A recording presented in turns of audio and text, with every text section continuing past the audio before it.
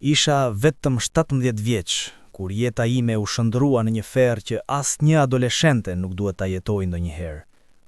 Kujtomi momentin kur gjithçka që njihni, gjithçka që besoni, shembet përpara syve tuaj në çast.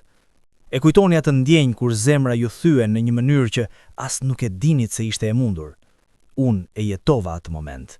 Dhe atë ditë, ditën kur nëna ime mbushi çantën e saj, na hodhi një vështrim të ftohtë dhe tha: "Nuk mund më, ju do të dilni mban pa mua." Emri im është Ariona, dhe kjo është historia ime.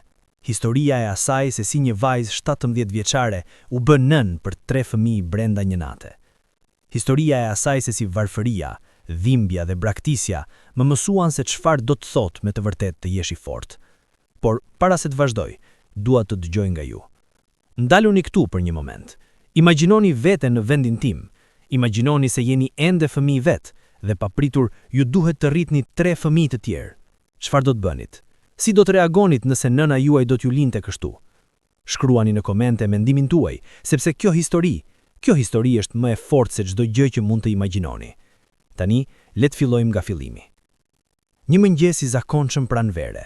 Kështu filloi gjithçka. Dielli sapo po ngrihej mbi kulmet e maleve që rrethonin fshatin ton të vogël. Era e butë e mëngjesit hynte nga dritarja e dhomës son të ngushtë, duke sjell aromën e tokës së lagur dhe të luleve të egra që rriteshin në oborrin e braktisur. Në atë moment, unë nuk e dija që kjo do të ishte dita e fundit e fëmijërisë sime. Në dhomën ton të vogël flinim 4. Unë, motra ime e vogël Elira që ishte 8 vjeç dhe 2 vëllezërit e mi binjak, Noel dhe Leo, që ishin 6 vjeç. Ishim të ngjeshur në 2 krevate të vjetër me mbulesa të përdorura që kishin vrima dhe njolla nga vitet. Por për ne, ajo dhomë ishte bota jone vogël e sigurt. Ishte vendi ku trilloja për ralla për ta, ku i qetësoja kur kishin frikë nga stuhoja, kur përqafohesha me ta kur dëgjonim zërat e larta nga dhoma tjetër. Ajo mëngjes u zgjova e para, siç bëja gjithmonë. Kishte një ndjenjë të çuditshme në ajër, diçka që nuk e kuptoja, por që më bënte zemrën të rrahte më shpejt. Ndoshta ishte heshtja e pazakonshme. Zakonisht dëgjonim zërin një nënes që tërhiqte kafe në kuzhinën e vogël, apo tingullin e enëve që përplasen me njëra tjetrën, por atë mëngjes asgjë. U ngrita nga krevati me kujdes, duke u përpjekur të mos i zgjoj fëmijët. Elira kishte krahu të hedhur mbi fytyrën time, duke frymar left, ndërsa binjakët ishin të përqafuar me njëri tjetrin në krevatin e tyre. Ata gjithmonë flinin kështu, të kapluar me njëri tjetrin sikur edhe në gjumë kishin frikë se do të ndaheshin. Hapa këmbët në dyshemen e ftohtë të druri dhe dola në korridor. Shtëpia jon ishte e vjetër, me mure të çara nga lagështira dhe ngjyra që kishte fishkur kohë më parë. Çdo hap bënte zhurmë, dyshemet kërcëllonin dhe gërfishtin, sikur shtëpia vet po ankohet për barrën e jetës së vështirë që mbante. "Mami?" thirra me zë të ulët, duke ecur drejt kuzhinës. Asnjë përgjigje. Zemra filloi të më rrahte më shpejt. Hapa derën e kuzhinës dhe hodha brenda. Dhoma ishte bosh. Tavani i vogël ishte i pastër, shumë i pastër për një mëngjes të zakonshëm. Zakonisht kishte pjata të palara nga nata e kaluar, copa buke, filxhana kafeje, por tani asgjë. U solla drejt dhomës së nënës dhe e hapa derën pa trokitur, dhe atje e pash. Nëna ime, një grua në të 40 e hershme me flokë të zinj që kishin filluar të thinjin, ishte veshur me rrobat e saj më të mira, një fustan të zi që vetëm e vishte në raste të veçanta. "Mami, çfarë po bën?" pyeta. Zëri im dridhet nga një frikë që sapo fillonte të zër formë. Ajo ngriti kokën dhe më pa. Për një moment mendova se pash diçka në sytë e saj, pendim, dhimbje, por ishte shumë e shpejt. Në një çast fytyra e saj u bë e ftohtë, e largët, sikur ishte bërë nga guri. "Po shkoj," tha thjesht, duke mbyllur çantën. "Po shkoj, ku?" Zëri im bëhet më i lartë, më i dridhushëm. "Në Greqi, kam gjetë punë, kam mundësi, duhet shkoj." Fjalë të thjeshta, të ftohta, sikur më fliste për motiv, jo për të braktisur 4 fëmijët e saj. "Po ne?" mundova të pyes, edhe pse as ninja e dinja përgjigjen. Ajo mbështeti çantën në dysheme dhe u kthye plotësisht drejt meje. Për herë të parë e pash nga afër. Kishte rrath të zinj në sy, lëkurën e verdhë nga mundimi, duart e thata dhe të çara nga puna e vështirë. Por për herë të parë, gjithçka që shihja ishte ftohtësia në shikimin e saj. "Jeta është e vështirë, Ariona. Unë kam dhënë gjithçka për ju, por tani nuk mund të jetoj më kështu. Më falni, por duhet të mendoj për veten time." Dhe në atë moment, diçka u thye brenda meje. Diçka që nuk do të ndreqej kurrë plotësisht. Ajo e mori çantën, kaloi përballë meje dhe shkoi drejt derës. E ndoqa duke vrapuar, duke qarë, duke ju lutur. Mami, jo, lutem, mos na lër, çfarë do të bëjmë, si do të ushqejmë fëmijët, mami, lutem. Por ajo nuk ndaloi. Hapi derën e shtëpisë, doli në obor dhe pas një vështrim pas, filloi të ecte drejt rrugës ku një makinë po e priste. Nuk e njihja shoferin, nuk e dija kush ishte. Gjithçka ishte planifikuar, organizuar, fshehur nga ne. Mami! Bërtita me gjithë fuqinë e zërit tim, por ajo hyri në makinë. Makina u nis, pluhuri u ngrit nga rruga e pa asfaltuar, dhe unë mbeta atje, në prag të shtëpisë, duke qarë pa u ndal, duke parë makinën që po largohej, duke parë nënën time që po më mbraktiste së bashku me 3 fëmijët e tjerë. Nuk e di sa kohë qëndrova atje. Minutave, orë, koha kishte pushuar të ekzistonte. Gjithçka që dija ishte dhimbja që më shqyente kraharorin, ndjenja e asfiksisë që më mbytej, fakti që bota ime kishte përfunduar. Dëgjova zëra pas meje. U ktheva dhe i pash 3 fëmijët, motrat dhe vëllezërit e mi, duke më parë nga dera e dhomës së tyre. Fytyrat e tyre të vogla, të trembura, plot pyetje. Riona, ku shkoi mami? Pyeti Elira me zë të veçël. Leo dhe Noel nuk than asgjë.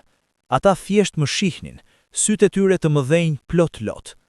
Dhe në atë moment, kuptova, tani ata vareshin prej meje. 4 jetë të vogla, 3 fëmijë dhe një adoleshente që sapo kishte humbur fëmijërinë e saj, ishin të vetme në këtë botë mizore. Ditët e para pas largimit të nënës ishin një mjegull e dhimbjes dhe mosbesimit. Çdo mëngjes zgjohesha me një shpresë të vogël, iracionale që gjithçka kishte qenë një ëndër e keqe, që nëna do të ishte përsëri në kuzhinë, duke përgatitur mëngjesin. Por çdo mëngjes, realiteti më godiste me forcën e një avalançi treni. Ajo nuk ishte atje. Ajo nuk do të kthehej. Fëmijët nuk e kuptonin plotësisht çfarë kishte ndodhur. Elira, në 8 vjeç, pyeste vazhdimisht: "Kur do të vijë mami? Ku është mami? Pse nuk na merr në telefon?" Leo dhe Noel, më të vegjëlit, vazhdonin të shihnin drejt derës, duke pritur, duke shpresuar. Dhe unë nuk kisha përgjigje për t'u dhënë. Si mund t'u shpjegoja atyre se nëna e tyre i kishte braktisur? Si mund t'u thoja se për të, ata nuk kishin qenë mjaft të rëndësishëm për të qëndruar?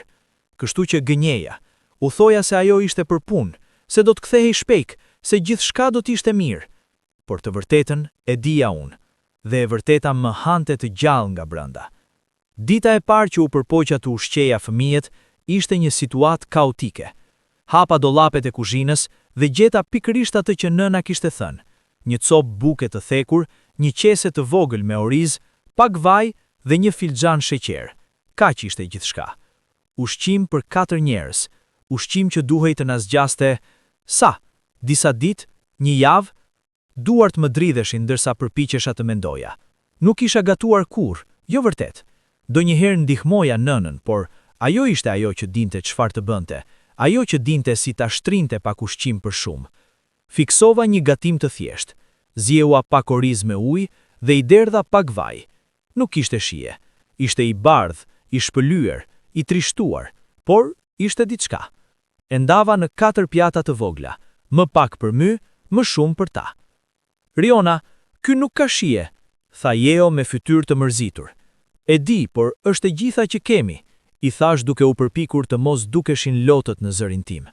Hani, lutem, duhet të hani. Noel filloi të qaj. Dua mami, tha me slotësh. Mami bën më të mirë. Elira u përpoq të ishte e fortë. Ajo hëngri pa u ankuar, por shihnin sytë e saj. Ato sy të rinj që tashmë kishin filluar të humbasin shkëlqimin fëmijërinë, i kuptoja se po merrte përgjegjësitë e saj si motre e madhe e binjakëve. Atë natë, pasi i vura të flinin, u ula në kuzhinë dhe thirra numrin e nënës. I kisha shënuar në një letër të vjetër, një numër që ajo na kishte lënë për raste emergjence. Telefoni ra, 1 herë, 2 herë, 3 herë. Më në fund, dikush u përgjigj. Alo, tha një zëm mashkullor i ashpër. Jam Ariona, jam duke kërkuar për mamin për... Ajo nuk është këtu, mos e thirr më këtë numër, dhe mbyll. Qëndrova atje, duke mbajtur telefonin në dorë, duke mos besuar. Ajo as nuk donte të fliste me mua, as nuk donte të digjonte për fëmijët që kishte braktisur. Atë natë qava derisa më dhemb keka, derisa fërti më doq, derisa nuk kishte më lot për të derdhur.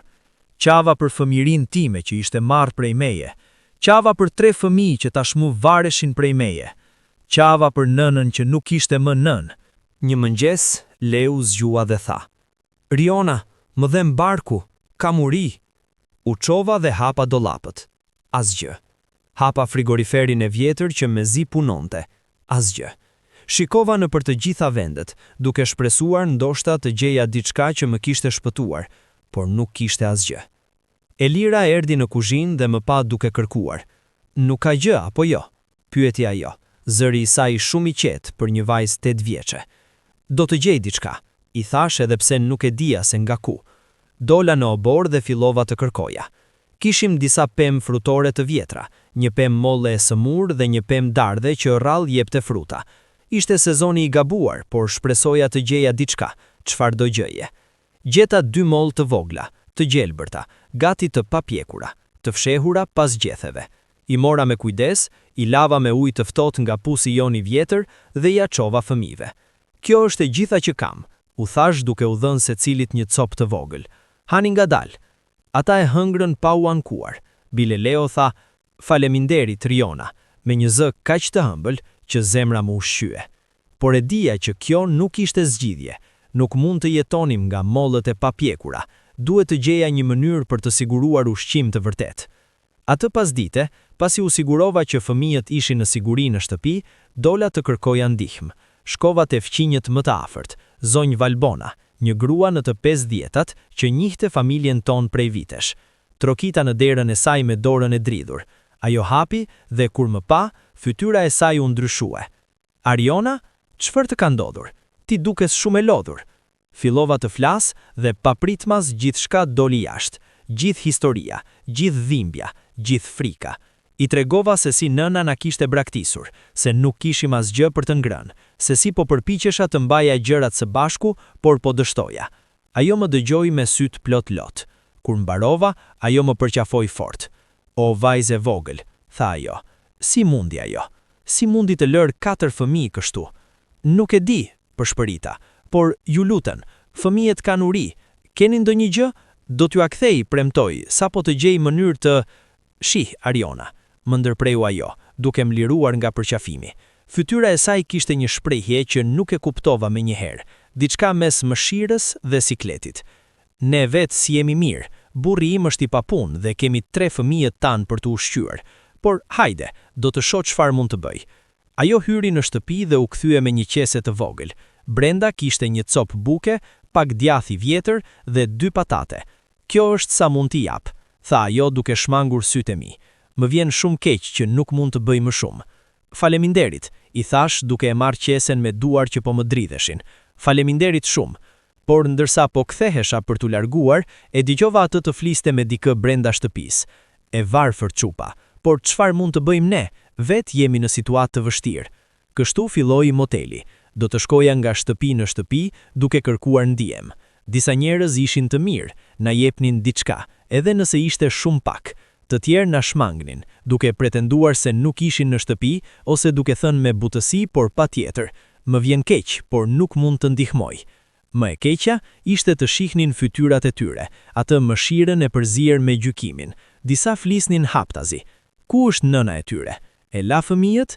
Si u bë kjo? Të mjerët, por çfarë pret njeri nga ajo familje? Fjalë që më shponin si thika, fjalë që më bënin të doja të zhdukesha. Por nuk kisha luksin e krenaris, kishte 3 fëmijë që vareshin prej meje. Javët kaluan, dhe situata u bë edhe më e vështirë. Shkolla vazhdonte, dhe unë mundohesha të shkoja sa herë që mundohesha, por ishte e pamundur të mbaja ritmin. Si mund të koncentrohesha në mësime, kur nuk dija nga ku do të vinte ushqimi i nesërmit? Si mund të mësoja matematik, kur nuk dija nga do të vinte ushqimi i nesërmit? Mësuesit filluan të vinin re. Një ditë, mësuesi im i klasës, zoti Arben, më thiri pasores. "Ariona, çfarë po ndodh me ty? Notat e tua kanë rënë dramatikisht, nuk dorëzon detyrat, je gjithmonë e lodhur. A është gjithçka në rregull?" Për një moment, mendova t'ja thoja të vërtetën, por pastaj mendova për turpin, për gjykimin, për faktin se mbar shkolla do ta dinte brenda një dite. Gjithçka është mirë, gënjeva, vetëm jam pak e lodhur. Ai nuk më besoi, por nuk insistoi. Nëse ke nevojë për ndonjë gjë, për të folur me dikë, je e mirëpritur. Faleminderit, i thash dhe ikën sa më shpejt, por e vërteta ishte që po zhytesha.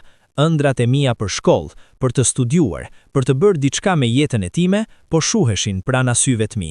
E kuptoja që do të duhet të braktisja shkollën së shpejti, nuk kishte mënyrë tjetër. Një ditë, një grua nga lagja, zonja Lulieta, erdhi te shtëpia jon. Ajo kishte një restorant të vogël në qendër të fshatit dhe kishte dëgjuar për situatën tonë. Dëgjova për atë që ndodhi, tha ajo, duke ulur në tavolinën tonë të thyer. Dhe kam një propozim për ty. Zemra më rahu më shpejt. Po? Më duhet ndihmë në restorant.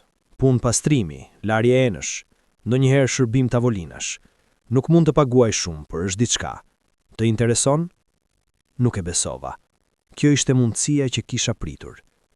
Po, me siguri, i thash me entuziazëm. Ajo buzëqeshi, por ishte një buzëqeshje e kujdesshme. Ka një gjë, duhet të punosh në mbrëmje kur është më e ngarkuar, nga ora 5 pasdite deri në 10-11 natën, çdo ditë. A mund t'ja dalësh? Mendja ime filloi të llogaris. Kjo do të thoshte të lija fëmijët vetëm në mbrëmje. Do të thoshte të mos shikoja më shkollën në mënyrë serioze. Por çfarë zgjedhje e kisha? Po, mund t'ja dal, i thash. Dhe kështu filloi rutina që do të dominonte jetën time për muajt në vijim. Çdo mëngjes zgjohesha herët, gatuaja diçka të thjeshtë për fëmijët, kur kishim ushqim, i dërgoja në shkollë, Elira dhe binjakët kishin filluar shkollën fillore, kthehesha në shtëpi dhe përpiqesha të pastroja dhe rregulloja. Pas dite shkoja në shkollë, kur mundja, dhe më pas vrapoja në restorant për të punuar deri vonë natën. Puna ishte e rëndë. Zonja Lulieta ishte një pronare e rrept. Ajo prisnin që gjithçka të ishte e përsosur, dyshemeja i lyer mirë, tavolinat e pastruara, enët e lara pa njolla, dhe ajo nuk ishte gjithmonë e sjellshme. Ariona, pse nuk e mbaruar me enët ende? Bërtiste ajo në përkuzhinë. Klientët po presin. Më vjen keq, po përpiqem sa më shpejt. Përpiqja nuk mjafton, bëje më shpejt. Duart më dhembën nga uji i nxehtë dhe detergjenti. Shpina më dhembte nga qëndrimi në këmbë për orë. Këmbët më ënjteshin, por nuk ankohesha. Nuk mund të ankohesha. Kjo punë ishte linja e jetës time. Pagesa ishte e vogël, shumë më e vogël se çka do të ishte e drejtë për atë sasi pune. Por ishte e mjaftueshme për të bler pak oriz, pak qumësht për fëmijët, ndoshta pak fruta një herë në javë. Ishte e mjaftueshme për të na mbajtur menjëherë mbi vijën e urisë ekstreme. Por çmimi ishte i lartë. Lija fëmijët vetëm çdo mbrëmje. Elira, në 9 vjeç tani, duhej të kujdesej për binjakët 7 vjeçar. Ajo duhej t'i gatuante darkën, kur kishte, t'i vinte në shtrat, të sigurohej se dera ishte e mbyllur. Çdo verë që largohesha nga shtëpia, ata më shihnin me syt plot frikë. Riona, mos shko, më lutej Leo, duke më kapur për dorë. Duhet të shkoj, zemër, duhet të punoj që të kemi ushqim. Por kush do t'jetë me ne? Pyeti Noel. Elira është këtu, ajo do të kujdeset për ju, dhe unë do të kthehem shpejt, premtoj. Por nuk kthehesha shpejt. Kthehesha vonë natën, e lodhur, me këmbë që më dhembnin aq shumë sa mezi ecja. I gjeja për gjumur, ndonjëherë në shtrat, ndonjëherë në divan duke pritur myra. Një natë kur u ktheva, i gjeta të tritës zgjuar, të trembur. Kishte pasur një stuhi dhe rufeja i kishte friksuar. Kemi pasur shumë frikë, qante Leo, duke më përqafuar fort. Më thembat se nuk do të kthehej. Zemra më coptua. Unë jam këtu, përshpërita, duke i përqafuar të tre. Do t'jem gjithmonë këtu, nuk do t'ju le kur. Por si mund t'ju garantoja këte? Si mund të premtoja se gjithçka do t'ishte mirë kur çdo ditë ishte një betejë për mbijetesë?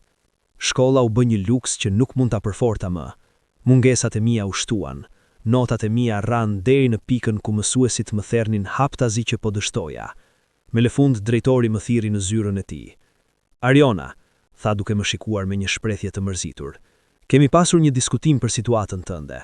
E dim që je në kushte të vështira, por nuk mund të vazhdosh shkollën me këtë nivel përgjegjësie.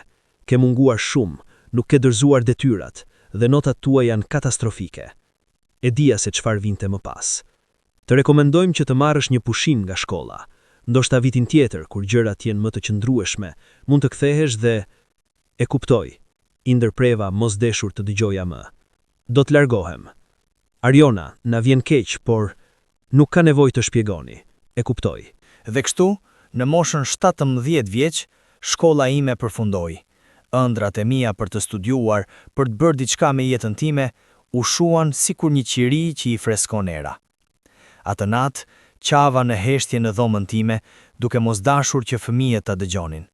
Qava për vajzën që isha, për vajzën që do t'isha bërë, për të gjitha mundësitë që mu morën. Por pastaj, e thava lotët dhe u premtova vetes. Ata do të kenë një mundësi më të mirë, ata do të shkojnë në shkollë, ata do të kenë ëndra, edhe nëse kjo do thotë që unë duhet i sakrifikoj të gjitha të mijat. Ndërsa muajt kalonin, u bëra shumë e vetëdijshme për gjykimet që na rrethonin. Njerëzit flisnin, sa flisnin, për mas shpinë sime, para fëmijëve, gjerte unë drejt për drejt, dhe çdo fjalë ishte një thik tjetër në zemrën time tashmë të plagosur. E ke parë vajzën e asaj që iku në Greqi, por rrit fëmijët vet, e varfër? Po, por çfarë pritet, nga i shtëpia, gjithmonë kanë qenë problematik. Dhe vajza, 17 vjeç dhe nuk shkon më në shkollë. Çfarë të ardhme ka ajo? Fjalët më ndiqnin kudo. Në treg kur blija ushqim me paratë e pakta që kisha fituar, në rrugë kur ecja me fëmijët, madje edhe në restorant ku punoja. Një ditë, një klienti më pa duke pastruar një tavolinë dhe tha me zë mjaft të lartë që të dëgjohej. Kjo është vajza që rrit 3 fëmijë. E mira, por çfarë jete, kur nuk do të bëj asgjë me veten. Ngrica për një moment, zora lepetën në dorë, duke ndjerë djegjen e turpit duke u përhap në fytyrën time. Zonja Lulieta që qëndronte pas barkut, hodhi një vështrim të prerë mbi klientin, por nuk tha asgjë. Dhe unë vazhdova punën time, duke bërë sikur nuk kisha dëgjuar asgjë. Por fjalët më ndjekin në shtëpi. Mi dëgjoj duke bërtitur në kokën time ndërsa mundohem të flë. Më han nga brenda. Fëmijët gjithashtu filluan të ndjejnë stigmën. Një ditë, Elira erdhi nga shkolla me sy plot lot. Çfarë ndodhi zemër? Pyeta duke e përqafuar. Vajzat në shkollë thanë që ne nuk kemi nën, thanë që jemi të braktisur, thanë që ti nuk je mami jonë e vërtet, dhe që ne jemi të keq. Zemra mu coptua në 1.000.000 copra. E zura më fort dhe i thash me zë të dridhur. Ato janë gënjeshtra, Eli, ti ke mua, ju keni mua, dhe unë ju dua më shumë se çdo gjë në këtë botë. Asgjë që thonë njerëz të tjerë nuk ka rëndësi. Por si mund t'i mbaja këto fjalë kur edhe unë po luftoja me të njëjtat dyshime? Si mund t'u jepja forcë kur vetë ndjeva sikur po coptohesha? Binjakët gjithashtu u përballen me paragjykime. Leo erdhi një ditë me një shenjë blu në fytyrë. Çfarë ndodhi? E pyeta me panik. Një djalë më goditi, tha se unë jam i padobishëm, që nëna ime më braktisi sepse isha i keq. Noel, që gjithmonë ishte më i heshtur, foli për herë të parë.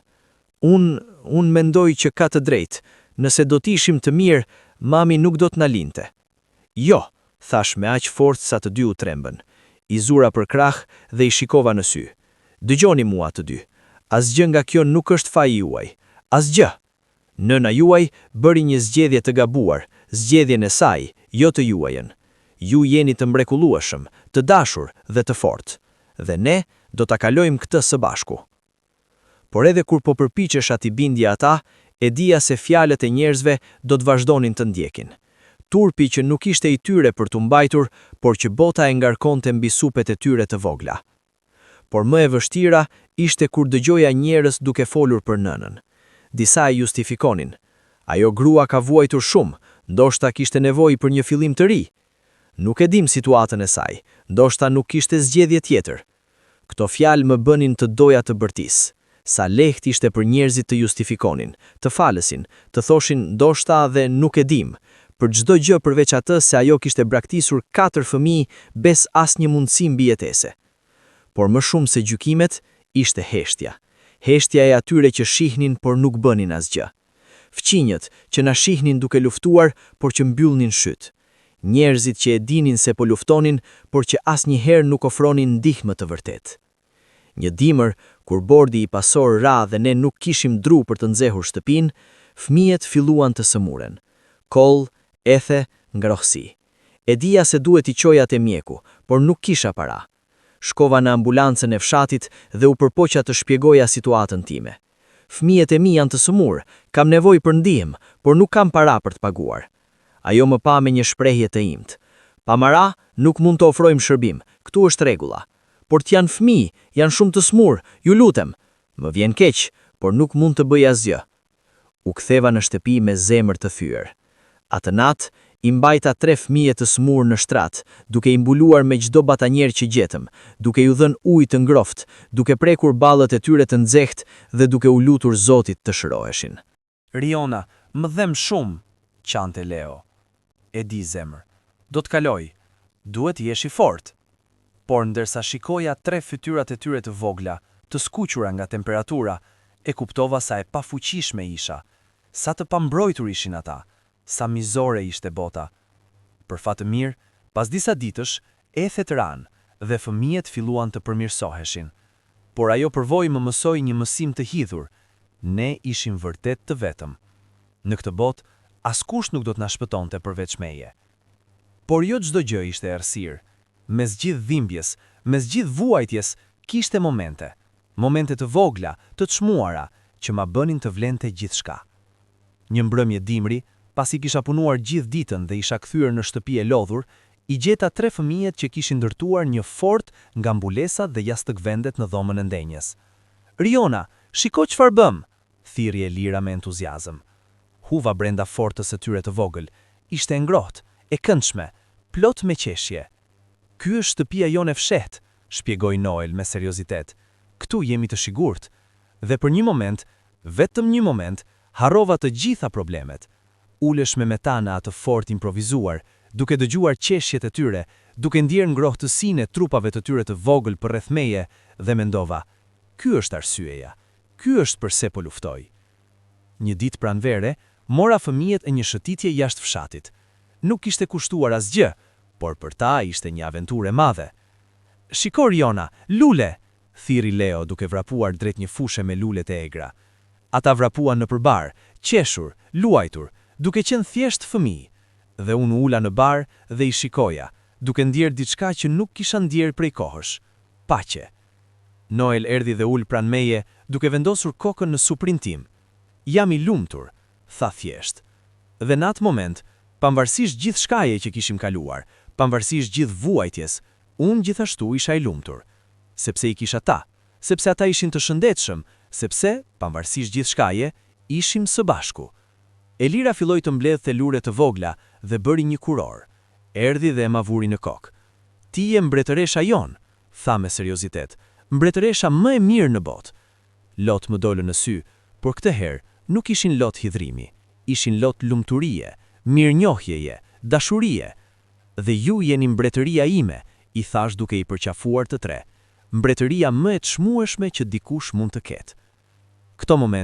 Këto momente të vogla, të thjeshta, të çmuara, ishin ato që më jepnin forcë.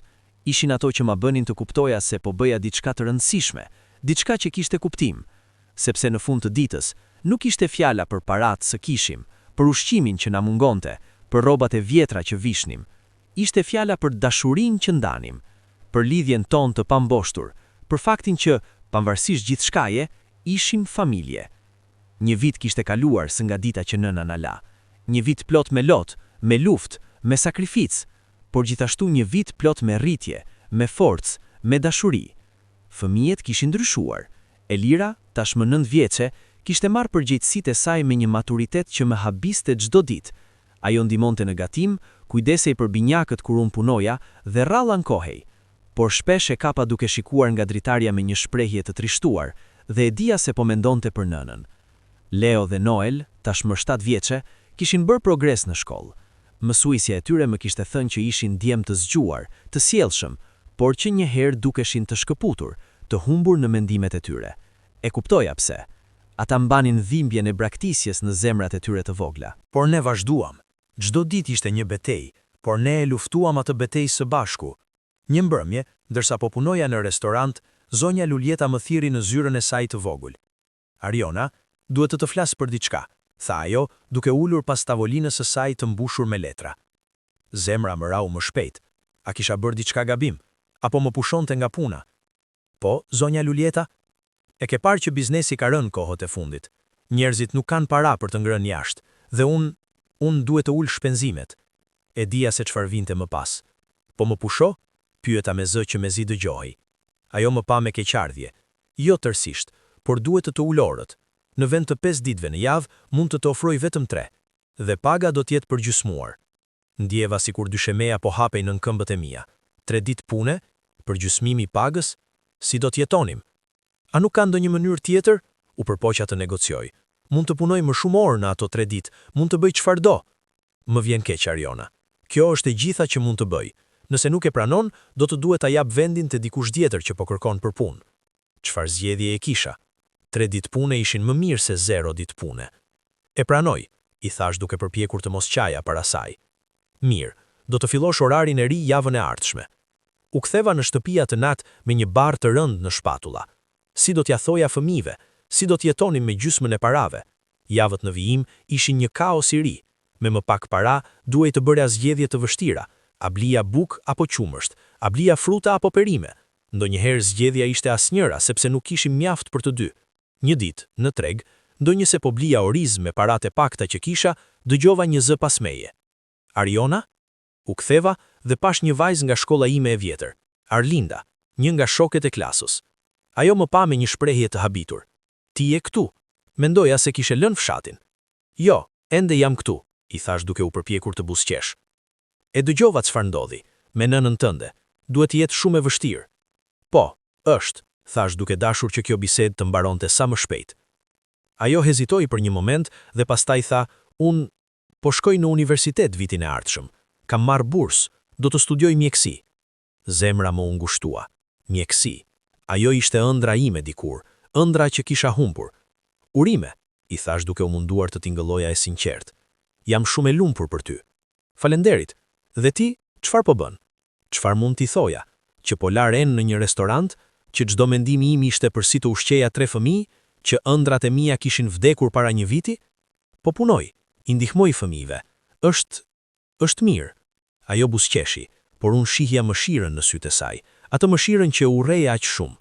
Nëse ke nevojë për ndihmë, për çfarë do, më thuaj. Faleminderit, dhe u largova sa më shpejt që munda. Atë natë, pasi vura fëmijët në shtret, ulëm në domën time dhe qaja. Qaja për ëndrat e humbura, qaja për vajzën që do t'i isha unë, qaja për faktin se jeta ime kishte marrë një rrugë që nuk e kisha zgjedhur kurrë. Por pastaj, dëgjova një zë të vogël nga dera. Ishte Elira, në këmishën e saj të gjumit, duke më parë me shqetësim. Ariona, pse po qan?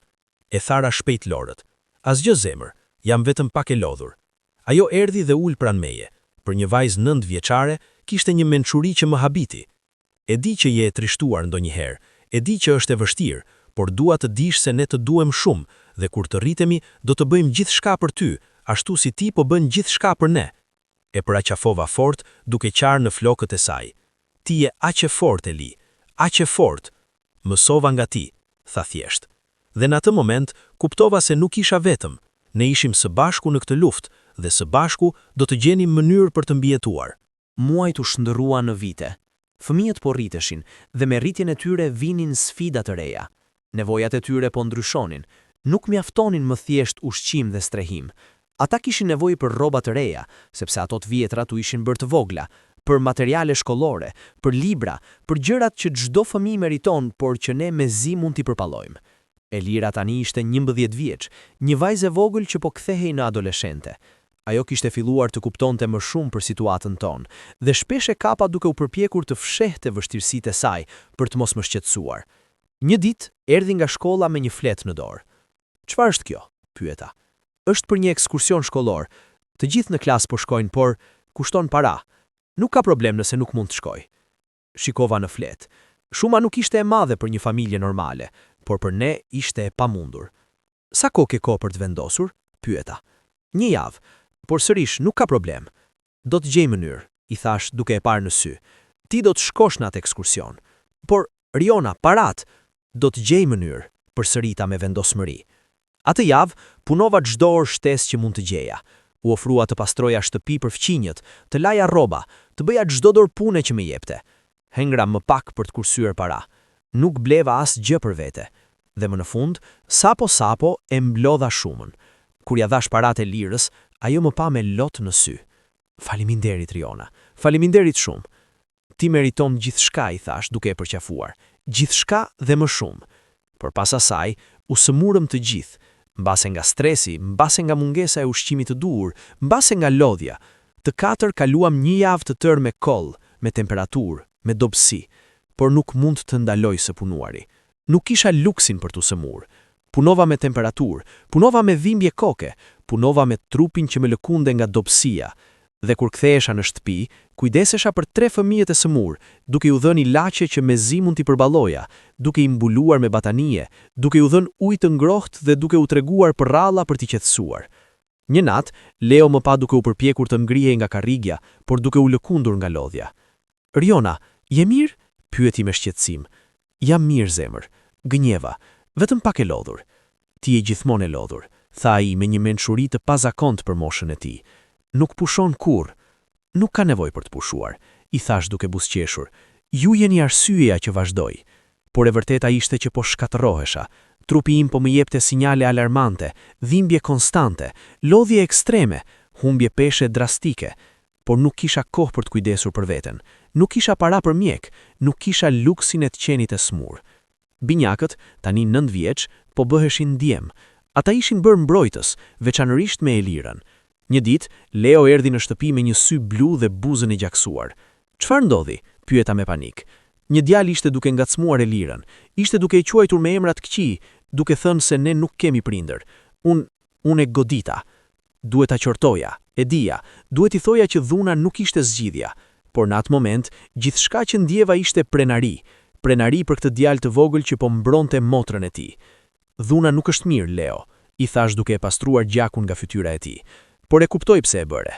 Je një vëllai i mirë. Askush nuk do të ngacmoj motrën time. Askush. Noeli, që ishte gjithmonë më i qetë, më i menduar, erdhi dhe ul pranë nesh. Edhe unë do ta mbroj Elirën, tha ai. Edhe ty, Riona. Do t'ju mbrojmë të dyja. Zemra mu ngroh. Këta djem të vegjël, që vetë ishin nevojë për mbrojtje, po u përpiqenin të ishin mbrojtësit e tyre. Ne jemi familje, dhe familja mbron njëri tjetrin, gjithmonë. Ishte një ditë nëntori kur erdhi prova më e madhe. Ishte ftohur papritur dhe ne nuk kishim dru për ngrohje. Shtëpia jone vjetër me mure të fila nuk mbante ngrohtësinë. Natën bëhej aq ftohtë sa shihnim frymëmarrjen tonë.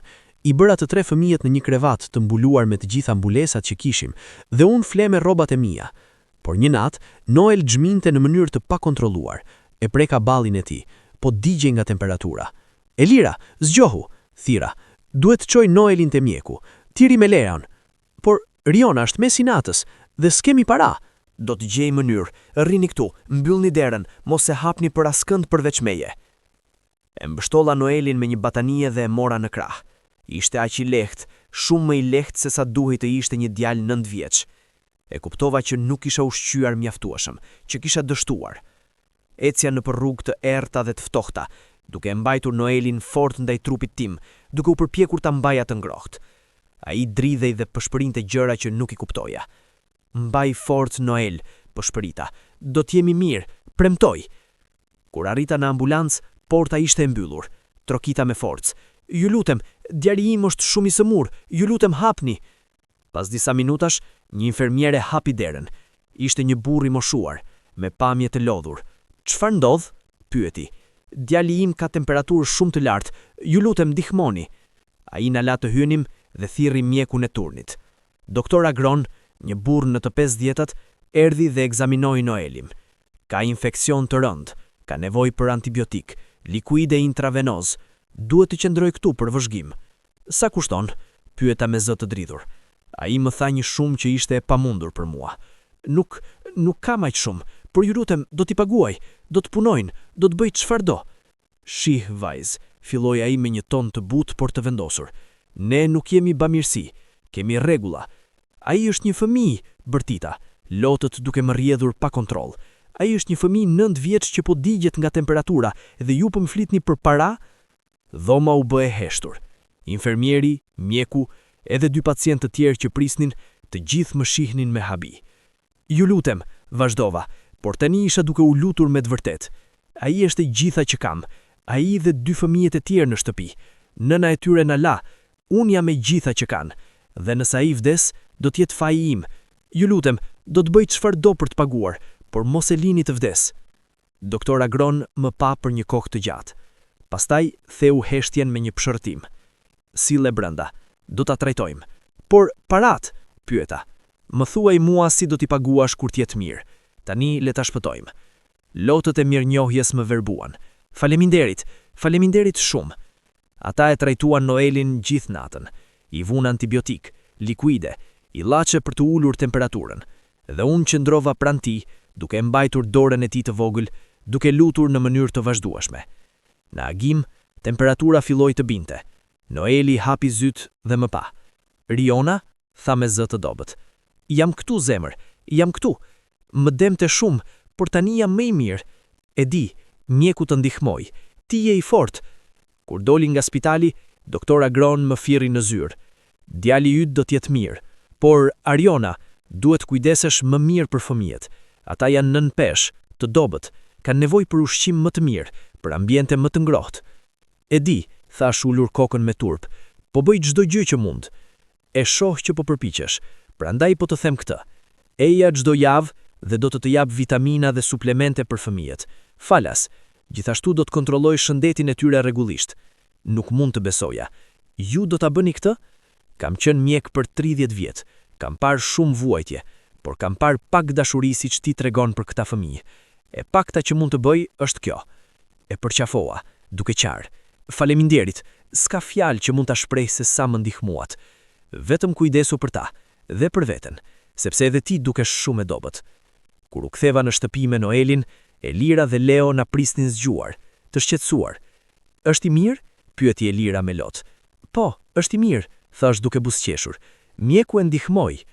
Leo erdhi dhe e përqafoi Noelin. Unë kisha shumë frikë që do të na lije. Nuk do t'ju lë kurrë, tha Noeli. Ne jemi vëllëdhër.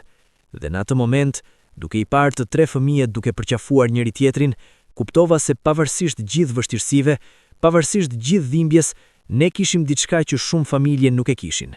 Ne kishim njëri tjetrin, dhe kjo ishte më e fortë se çdo gjë. Vitet kaluan dhe fëmijët po bëheshin të rritur. Elira tani ishte një vajzë 13 vjeçare, e zgjuar dhe e vendosur. Ajo më ndihmonte me çdo gjë, gatim, pastrimin, kujdesin për binjakët. Ndonjëherë mendoja se ajo kishte humbur shumë nga fëmiria e saj, ashtu si unë. Binjakët, tani 11 vjeç, po ktheheshin në djem të rinj. Ata ishin të mëdhenj për moshën e tyre, të fortë dhe mbrojtnin njëri tjetrin me të madhe dashuri.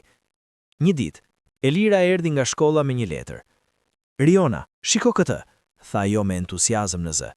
Lexova letrën. Ishte nga një program i bursave për nxënës me rezultate të larta. Elira kishte qenë nominuar. Kjo është e mrekullueshme, Eli, thash duke e përqafuar. Ti ja që zgjuar. Por ka një provim që duhet ta jap, dhe nëse kaloj, do të mund të marr bursë për gjimnaz dhe universitet. Zemra më rahu më shpres. Kjo ishte mundësia që kishte pritur. Mundësia që asnjë nga ne nuk e kishte pasur. Do të studiosh fort, i thash. Do të ndihmoj sa të mund, dhe ti do ta kalosh atë provim. Javët në vijim, Elira studioi me zell. Unë bleva libra të përdorur nga tregu i dorës së dytë. Qëndronim zgjuar deri vonë, duke studiuar së bashku, duke shqyrtuar çdo temë. Binjakët gjithashtu treguan dëshirë për të mësuar. Leo kishte talent për matematik, ndërsa Noel kishte pasion për lexim dhe shkrim. Unë i inkurajoja, i ndihmoja me detyrat, u siguroja që të kishin kohë për të studiuar edhe pse jeta jonë ishte e vështirë. Një ditë, një zotëri erdhi në shtëpinë tonë. Ishte Albani, një njeri nga fshati që kishte migruar në Gjermani dhe ishte kthyer për vizitë. Dëgjova për historinë tuaj, tha ai, për atë se si po rriten këta fëmijë, dhe dua t'ju ndihmoj. Ndihmoj? Pyeta me pashje të pasigurt. Kisha mësuar të mos besoja shumë lehtë. Po, dua t'ju jap disa para.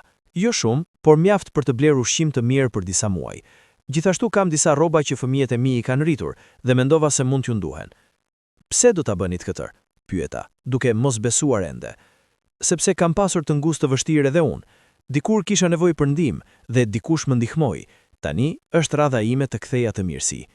Ai na dha një pako me para dhe rroba të reja për fëmijët. Për herë të parë në vite, fëmijët kishin rroba që u bënin mirë, që nuk ishin plot vrima dhe njolla. Shikoni, thiri Leo duke veshur një xhup të ri. Më bën mirë. Unë dukem si djem të tjerë tani, tha Noel me një buzëqeshje të madhe. Elira gjithashtu ishte e lumtur, por ajo erdhi te unë më vonë dhe tha: "Riona, pse nuk bleve diçka për vete? Ti vazhdimisht je veshur me rroba të vjetra." "Unë jam mirë," i thash. "Ju jeni prioritet. Por ti gjithashtu meriton të kesh gjëra të mira."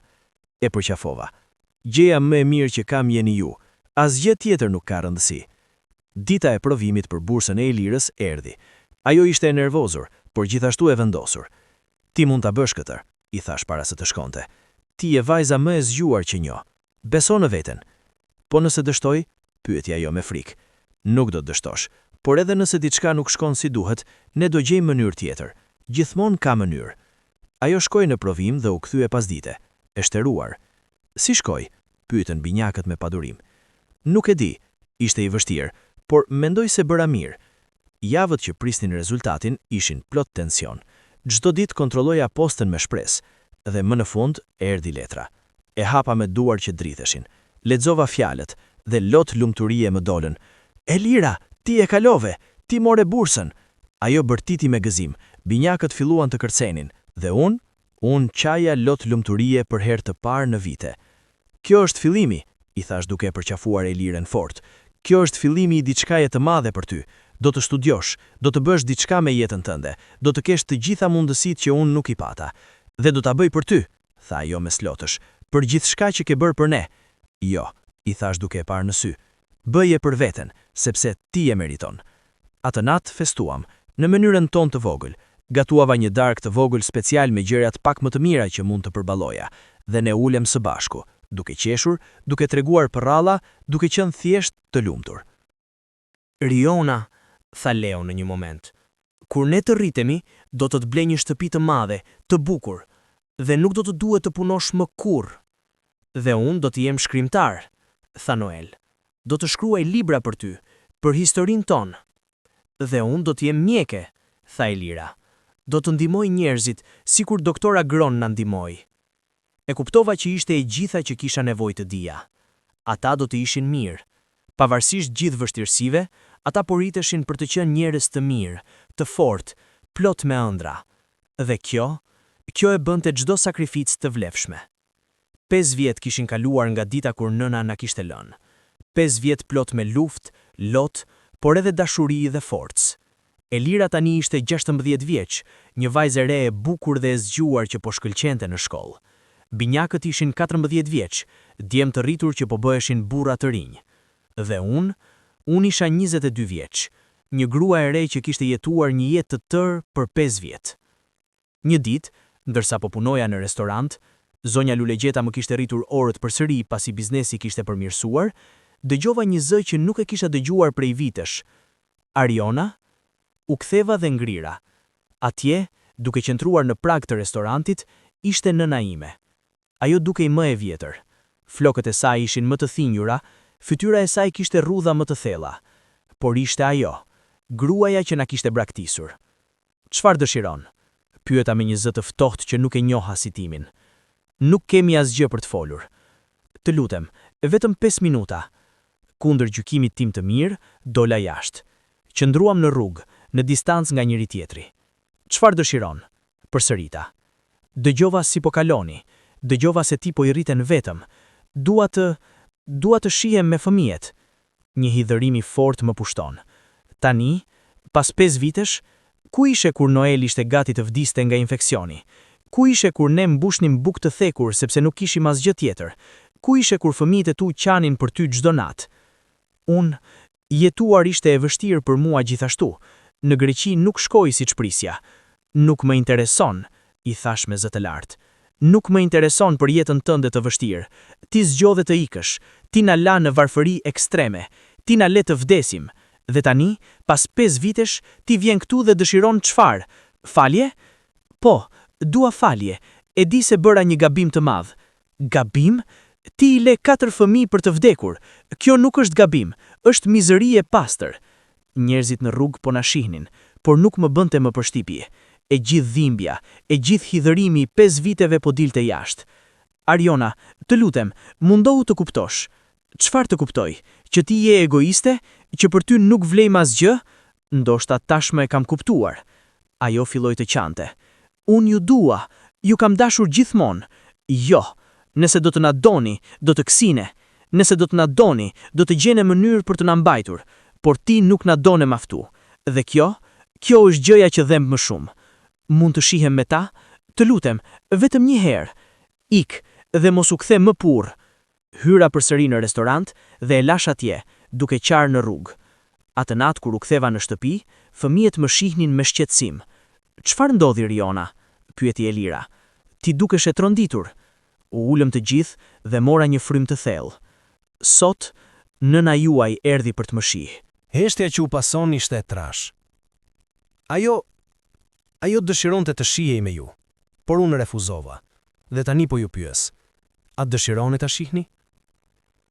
Elira ishte e para që foli. Jo. Ajo nuk është pjesë e jetës sime. Ti je nëna ime, Riona. Gjithmonë ke qenë. Leo shkundi kokën. As unë nuk dua ta shoh. Ajo na la kur kisim më shumë nevojë për të. Noel, gjithmonë më emocional, kishte lot në sy. Një pjesë e vogël e meje donte të thoshte po, por di që nuk do të ishte mirë. Ajo na dhëmbje një herë. Nuk dua të dhëmben përsëri. E kuptova që vendimi ishte marrë. Nëna e tyre biologjike kishte humbur rolin e saj, dhe ajo nuk do të kthehej më. Është në rregull të ndihen ashtu, u thash, dhe është në rregull të keni ndjenja të përzjera. Por dije që, pavarësisht nga çdo gjë, ju do t'ju dua gjithmonë. Dhe ne jemi familje, një familje e vërtit. Ne jemi më shumë se familje, tha Elira. Jemi gjithçka për njëri tjetrin. Tani, teksa shkruaj fjalët e fundit të kësaj historie, kam 23 vjeç. Elira është në vitin e saj të parë të gjimnazit me bursë të plot. Ajo po shkëlqen në çdo lëndë dhe ka ëndra të mëdha për të ardhmen. Leo dhe Noel janë në shkollën e mesme, të dy studentë i shkëlqyer. Leo do të studiojë inxhinieri, ndërsa Noel ka filluar të shkruaj përralla dhe poezi që na bën të gjithëve të qajmë nga bukuria. Dhe unë po punoj ende në restorant, por tani zonja Lulieta më ka bërë menaxhere. Paguhet më mirë, dhe për herë të parë në jetën time, unë mund të marr frym pak më lehtë. A është jeta jone përsosur? Jo. Vazhdojmë të kemi sfida. Vazhdojmë të luftojmë me financat. Vazhdojmë të përballemi me gjykimet e botës. Por a jemi të lumtur? Po. Sepse kemi njëri tjetrin, sepse kemi dashuri, sepse kemi forcë që vjen nga vuajtja dhe nga mbijetesa. Shpesh mendoj për vajzën 17 vjeçare që isha, një vajzë trembur e copëzuar, e pa dobishme për atë që duhet përballonte. Dhe pastaj shikoj vajzën 23 vjeçare që jam tani, një grua e fortë që ka rritur 3 fëmijë, që ka mbijetuar humbjen më të madhe, që ka përballuar çdo sfidë që jeta i ka hedhur. Dhe jam krenare. Krenare për fëmijët që po bëhen, krenare për forcën që kam gjetur në veten, krenare për faktin se, pavarësisht të gjithçkaje, ne e bëm. Historia ime, historia on, nuk është për mëshirë, nuk është për të mbrojtur si viktima. Është një histori për forcën e dashurisë, për fuqinë e sakrificës, për faktin se familja nuk përcaktohet gjithmonë nga gjaku, por nga dashuria, nga përkushtimi, nga përzierja për të qëndruar kur të gjithë të tjerët ikin. Nuk e di se çfarë mban e ardhmja për ne, por e di këtë, ne do të jemi së bashku, dhe së bashku ne mund të përballemi me çdo gjë. Kështu, nëse jeni diku në një situatë të vështirë, nëse ndjeni sikur nuk mund të vazhdoni më, nëse mendoni që bota është shumë mizore dhe që nuk ja vlen, dua t'ju them këtë. Ja vlen. Çdo lot, çdo sakrificë, çdo ditë e vështirë, të gjitha ja vlen, sepse dashuria është më e fortë se çdo vështirësi, sepse njerëzit që duam na japin kuptim, sepse edhe në errësirën më të madhe gjithmonë ka një dritë, edhe nëse ajo dritë jemi ne vetë. Mos u dorëzoni kurrë, mos e humbisni besimin dhe mbani mend, ju jeni më të fortë se sa mendoni. Ky është mesazhi im për ju. Kjo është historia ime dhe shpresoj që ju ka prekur zemrën tuaj, ashtu siç e ka prekur zemrën time çdo ditë që e jetoj. Faleminderit që më dëgjuat. Faleminderit që ishit këtu me mua përmes kësaj udhëtimi. Nëse kjo histori ju preku, nëse ndjetut diçka, nëse ju rikujtoi për forcën tuaj ose forcën e dikujt që njohni, ju lutem lini një pëlqim për këtë video. Dhe nëse nuk jeni të abonuar ende, abonohuni, sepse do të ndaj më shumë histori, më shumë përjetime, më shumë momente që na lidhin si njerëz. Më e rëndësishmja, shkruani në komente. A keni pasur një moment kur juve ju është dashur të jeni të fortë për dikë tjetër? Një moment kur dashuria juaj ka bërë ndryshimin? Dua të dëgjoj historinë tuaj, sepse në fund të ditës, të gjithë jeni në këtë udhëtim së bashku. Të gjithë kemi luftrat tona, të gjithë kemi momentet tona të errta, por kur i ndajmë, kur mbështetim njëri tjetrin, ne bëhemi më të fortë. Ju dua të gjithëve, dhe kujtoni, pavarësisht se çfarë po përballeni, ju nuk jeni të vetëm. Deri në videon e radhës, qëndroni të fortë, qëndroni të dashur, dhe mos harroni kurrë se sa të vlefshëm jeni. Me dashuri dhe respekt, Ariona.